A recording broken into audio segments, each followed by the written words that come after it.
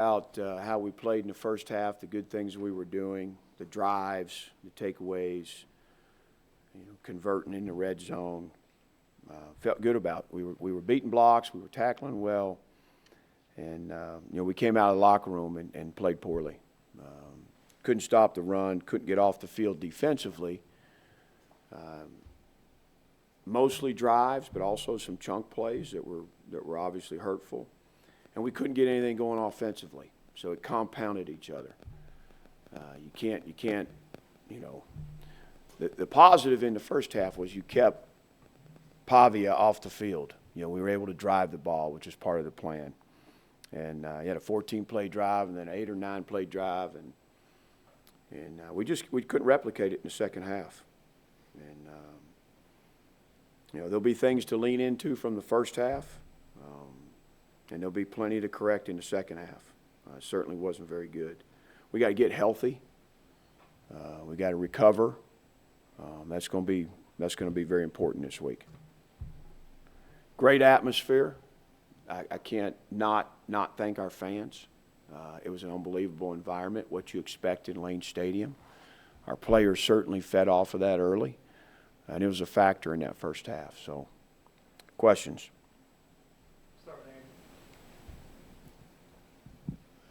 With the defense, specifically in the second half, what was Vanderbilt doing that really got their run game going? What adjustments do you feel like you guys need to make to answer that? Yeah, they did some trading and shifting that they weren't doing in the first half. Ran some G scheme that they found some success with.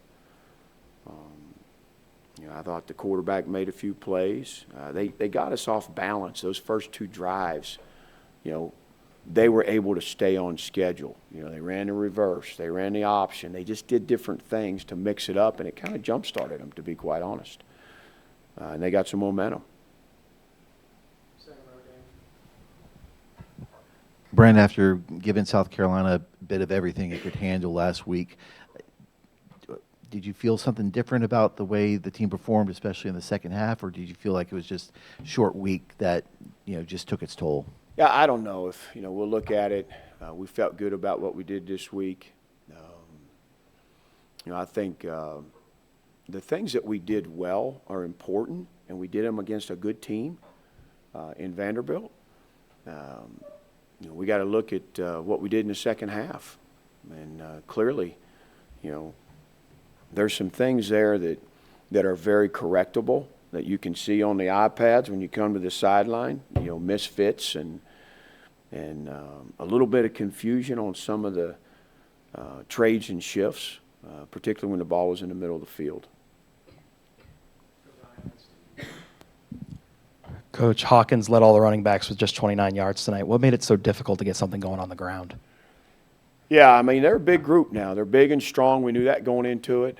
I thought we ran the ball well in the first half. I thought Hawkins, I thought Terrion came in, and after being banged up, he showed that he can help us move the football and can be a good back for us. We got to get Johnny Garrett. Got to get him healthy. Got to get him back. Your left tackle, number 6 and number 7. Number 6 on the O-line wasn't dressed out.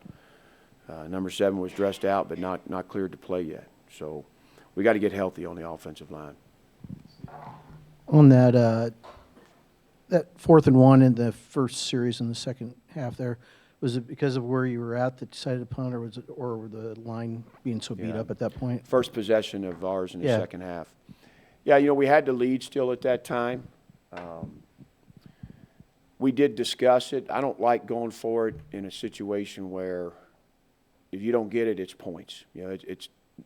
They're basically in field goal range. If we were 10 yards, 12 yards, 15 yards more, I would have gone for it. But I want them to have to at least earn a first down to have a chance to kick a field goal, not just get no yardage and line up and have a shot at one. So, and certainly you don't feel like the second half is going to go like it did. So that was the decision. You guys ended the first half offensively. You scored the touchdown with Kyron, and then you had that long drive with John's field goal. What was different in the second half with those 3 and outs, you guys were never really able to get a rhythm on that end. Yeah, we certainly couldn't. We couldn't protect. They were in the backfield. We tried chipping and helping out, our guys that had to fill in and step up. We did some of that, but to be honest, I thought they were on our side of the line of scrimmage, certainly more times than not.